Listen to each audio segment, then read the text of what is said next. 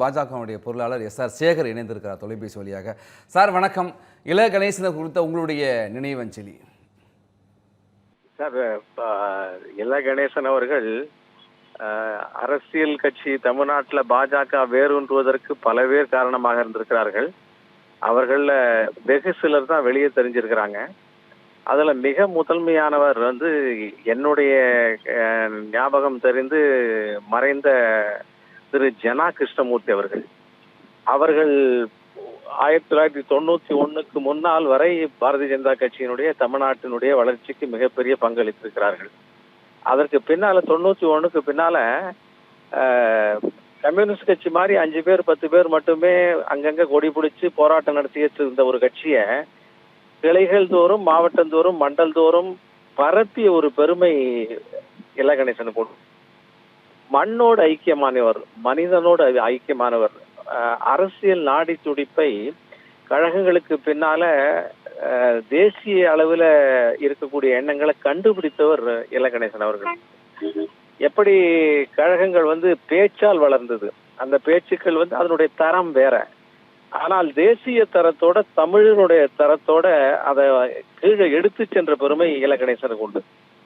அதனால அவர் மிகவும் மதிக்கத்தக்கவராக இருக்கிறார். அதோடு கூட எல்லா அரசியல் கட்சிகளிலும் மாவட்டத்துக்கு ஒரு தலைவர் இருப்பாரு, அவங்களுடைய குடும்பங்கள் அவங்களுடைய வாரிசுகள், மேல ஒரு தலைவர் இருப்பார். அந்த தலைவரை மீறி கட்சி நடக்காது. இது பிஜேபிக்கு அந்நியப்பட்ட விஷயம். ஆனா அதே மாதிரி தமிழ்நாட்டில் இல கணேசன் மட்டுமே இருக்க வேண்டும் என்கின்ற நிலைமையை மாற்றி இன்றைக்கு இருக்கக்கூடிய ஒரு தலைவர் இல்ல, 2 இல்ல, அத்தனை தலைவர்களையும் உருவாக்கியவர் இல கணேசன் அவர்கள். ஆக வெறும் மரம் மட்டும் வளராமல் விழுதுகளையும் வேர்களையும் கிளைகளையும் பழங்களையும் வளர்த்த ஒரு பெருமை இல கணேசனுக்கு உண்டு.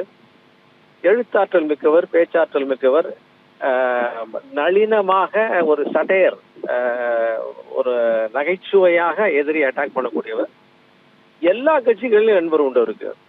குறிப்பாக மறைந்த திரு கலைஞர் அவர்கள் இவருக்கு மிக நெருங்கிய நண்பர். நான் அவரோட கார்ல போயிட்டு இருக்கிறலாம், திடீர்னு ஓரமா நிறுத்தி ஒரு அழைப்பு வந்ததுன்னா பேசுவார். பார்த்தா அன்னைக்கு முதல்வர் கலைஞரோட பேசிக்கிட்டு இருப்பார். சர்வசாதாரணமாக எல்லாரோடையும் மிக நெருங்கிய நட்புல உள்ளவர். அவருடைய மறைவு மிகப்பெரிய இழப்பு. ஆனாலும் பல விதைகளை ஊன்றி மரங்களை ஊன்றி கிளைகளை வளர்த்து விட்டு பிஜேபி ஒரு ஆலமரமாக வளர்த்து விட்டு சென்றிருக்கிறார் என்கின்ற அவருடைய நினைவலைகளை நான் ஜனம் தமிழ் தொலைக்காட்சி நேரெடுத்து பகிர்ந்து கொள்கிறேன். நன்றி சார் உங்களுடைய நினைவலைக்கு. ஜெமோடு இணைப்பில் பாஜகனுடைய ஓபிசியினுடைய மாநில தலைவர் வீர திருநாவுக்கரசர் இணைந்திருக்கிறார். சார் வணக்கம். இல கணேசன் அவர்களுக்கு இதய அஞ்சலியான இந்த நிகழ்வுல அவர்களுடைய நினைவலைகள். வணக்கம், கேட்குறீங்களா? திருநாவுக்கரசர் நீங்க தொடருங்க அவர் குறித்த நினைவுகளை. வணக்கம். ஐயா இல கணேசன் அவர்கள் அப்பழுக்கற்ற தேசியவாதி, ஆகச்சிறந்த தமிழ் பற்றாளர். பெருந்தலைவர் காமராஜர் அவர்கள் தேசியம் என்றாலே இந்திய தேசியம்தான், அதில் என்ன தமிழ் தேசியம் தெலுங்கு தேசியம் என்று பிரிவினைக்கு எதிராக தேசிய சிந்தனைக்கு ஆதரவாக கருத்து பதிவு செய்திருப்பார். அந்த அடிப்படையில் இந்திய தேசியத்துக்காகவும் நாட்டு மக்களின் ஒற்றுமைக்காகவும் தனது வாழ்க்கையே அர்ப்பணித்த ஒரு மகத்தான தலைவர் ஐயா இல கணேசன் அவர்கள். பெருந்தலைவர் காமராஜர் வாழ்வு எப்படிப்பட்டதோ அப்படிப்பட்ட ஒரு தியாக வாழ்வு கர்மயோகி கணேசன் அவர்களுடையது. அவருடைய தமிழ் பற்று என்பது எல்லோருக்கும் நன்கு தெரிந்த ஒன்று. தேசியவாதிகளால் தான் தமிழ் பெரிதும் வளர்க்கப்பட்டது என்னும் பேர் உண்மையை தொடர்ந்து சொல்லி வந்தார். சொல்லோடு நிறுத்திக் கொள்ளாமல் பொற்றாமரை, பாரத மண்வாசனை, சங்க பலகை என்று பல்வேறு அமைப்புகளை நிறுவி அவற்றின் மூலமாக இளம் தலைமுறையிடத்தே அந்த தமிழ் பற்றை ஊட்டி வளர்த்தவர் ஐயா இல கணேசன் அவர்கள். மாற்று கருத்து உடையோரையும் வெறுக்காமல் எதிர்ப்பதே ஜனநாயகம் என்று அடல் பிகாரி வாஜ்பாய் அவர்கள் பதிவு செய்திருக்கிறார்.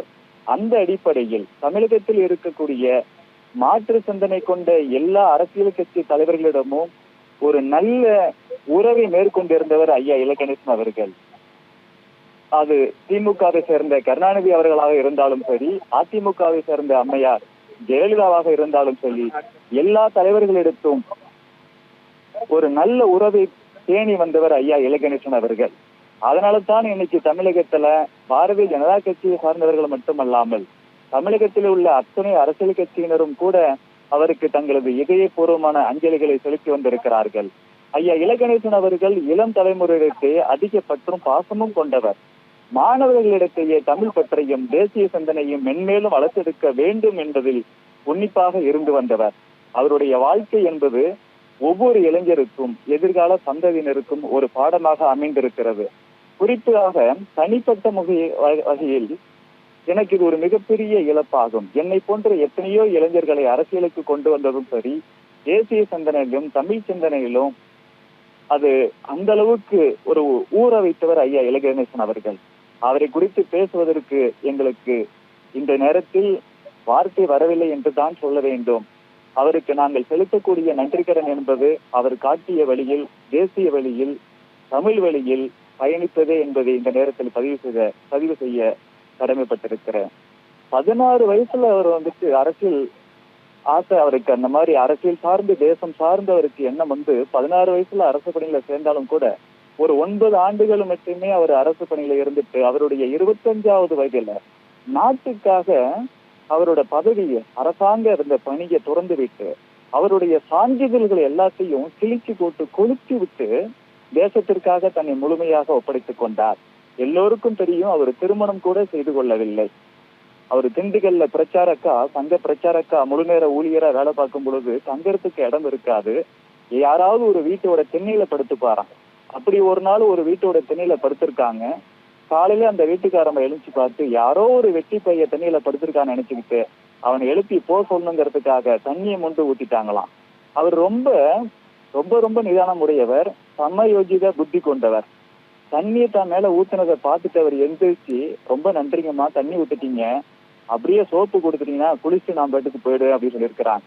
அவரோட அந்த சமயோஜித சிந்தனையை பார்த்துட்டு அவங்களே சிரிச்சு நாளடைவில் அந்த குடும்பத்தை சேர்ந்த எல்லோரும் கூட அவருக்கு ரொம்ப நெருக்கமான உறவுகளாக மாறி இருக்கிறார்கள். மிகச்சிறந்த நகைச்சுவையாளர். அவரு அரசியல்ல எதையுமே எதிர்பாராத ஒரு RSS சுயம் சேவை. நான் அவருடைய ஒரு சீடனாக ஒரு முறை தொடர்ந்து ஒரு 45 நிமிடங்கள் அவரோட பேசிக்கிட்டு இருந்தேன். ஐயா, உங்களுக்கு விருப்பம் இல்லாட்டியும் பரவாயில்ல, எங்களை போன்ற இளைஞர்களுக்கு ஒரு உற்சாகம் ஊட்ட விதமாக நீங்க கவர்னர் ஆகணும் அப்படின்னு சொல்லி 45 நிமிஷம் பேசிக்கிட்டு இருந்தேன். பேசி முடிச்சு அவரு ரொம்ப பொறுமையா கேட்டுக்கிட்டு இருந்த அந்த மனுஷன், நான் சீரியஸா கேட்டுட்டு இருக்கிறேன், நான் சீரியஸா பேசி முடிச்சு 45 நிமிஷம் கழிச்சு, ஏன் நான் தமிழ்நாட்டுல இருக்கிறது உனக்கு பிடிக்கலையா அப்படிங்கிற ஒரு நகைச்சுவையில அதை கடந்து போனேன். இப்படி எத்தனையோ விஷயங்கள் அவர் போன்ற தமிழ் பற்று பாடல் எழுதக்கூடிய நன்றி நன்றி நன்றி திருநாவுக்கரசருடைய நினைவுகளை பகிர்ந்து கொண்டமைக்கு.